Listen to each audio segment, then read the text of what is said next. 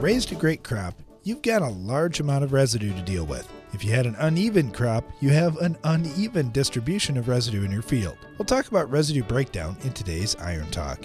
For us, the biggest residue situation to deal with on our farm is generally corn stalks. For you, it may be different. There are two ways to approach the situation. First, you may consider heavy tillage. Whether it's a disc ripper like an Ecolo Tiger 875 or a chisel plow, you can size and bury a lot of residue in a hurry. There are certainly benefits to this process like a warmer seedbed going into next spring, improved water infiltration, fast residue breakdown, and more. The downside is it doesn't fit all soils and all farm operations. For example, we have some highly erodible soils that require different management. This leads to our second choice, vertical tillage. Whether you use something like the True Tandem 335 VT or individual coulters like on a Salford machine, we've had good luck sizing corn stalks in situations where we didn't use a chopping corn head. We've also had success simply stirring up a little soil along with all the biological life in that soil and mixing it with the stalks. Just that little bit of tillage has really helped speed up the breakdown of residue and helped with flowability through our planter in the spring. Of course, you could try different things like adding humates, manure, or commercial fertilizer to the residue in any tillage or no-tillage program to speed things up.